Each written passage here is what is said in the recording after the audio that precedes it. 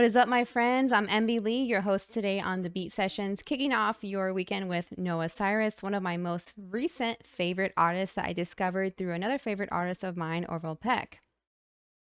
So, this is Noah's debut album, The Hardest Part, dropped today, September 16th, 2022, following up from EP The End of Everything, released in 2020. I love the album cover. It produces a mysteriousness and almost haunting feeling, and I'm assuming it's her on the album cover. I did listen to her first album and I thoroughly enjoyed it, and after listening to The Hardest Part, I can confidently say that Noah has brought even more to the table.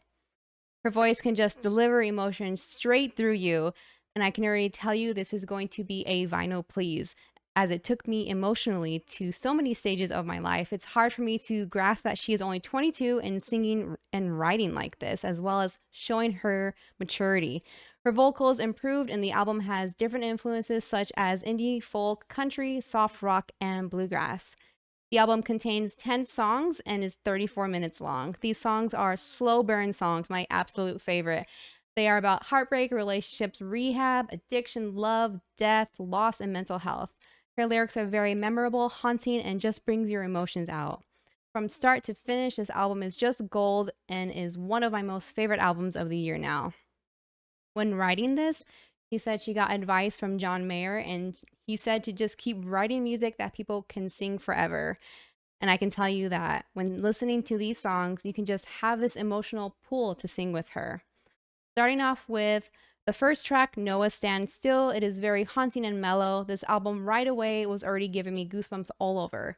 It was talking about addiction and saying if she didn't know if she could make it. You can just feel what someone has been through with their lyrics if it's written properly. The song is like saying, take a breath, stand still, take your time. It picks up about halfway through with some drums and steel guitar and harmonica. Track 2, Ready to Go, starts off with soft acoustic guitar, violins, other strings. It's easygoing and more upbeat, and her voice just flows naturally. The lyrics describe that it's hard to let go of someone or something once you are so invested. I'm sure we are all guilty of that unless you're just super cold-hearted. The outro is a nice surprise and ends with violins. Track 3, Mr. Percocet, starts with some pills shaken in a bottle, sorry about that, and comes in with some steel guitar. It's sexy right from the beginning, and you know how great a song is going to be if you like it right from the beginning. Her vocals are very mesmerizing throughout the whole song. It's an ongoing theme for the album. They're very beautiful songs that have to do with really heavy and real stuff. Track 4, Every Beginning Ends, featuring Benjamin Gibbard from Death Cab for Cutie, the lead vocalist. This song is a cute duet. I don't know Death Cab very well, but the pair nailed this solidly. It's kind of short, but because it's such a powerful and balanced duet, you don't really notice unless you actually look at the time.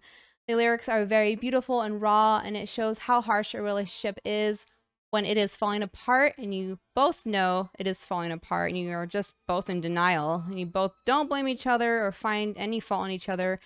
I love the pedal steel guitar and also the line falling out of love with you. Track 5, Hardest Part. The song has a strong start with different interwoven instrumentations. I get a gospel feel to it, and it's very emotional. The instrumentations complement her voice very well. The song incorporates chords from Somewhere Over the Rainbow in it. The drums come in, and it feels like soft rock. To me, it's about realizing that you're getting older and there's no turning back. It's just the way things are, mistakes or regrets. It's just something we have to deal with when growing up and getting older. Her vocals range higher than usual, and they come out great. It ends with harmonies, birds, and nature sounds. Track 6, I Just Want a Lover. The intro starts with fast piano and morphs into classic country, and this is a little more upbeat. This song reminded me of Dolly Parton. Her lyrics are just so piercing, and this song makes you want to just get up and dance. I just want a lover who's in love with me. True love, who doesn't want that? Track 7, Unfinished. This song was Eagles inspired. It has hints of gospel, soft rock, and takes an unexpected turn. Her vocals get even higher in this song. I can definitely picture people taking out their lighters or I guess phones now during a concert and start swaying back and forth. This whole album hits me deeply, and if I was going through a heartbreak from a relationship, it would hit me even more so.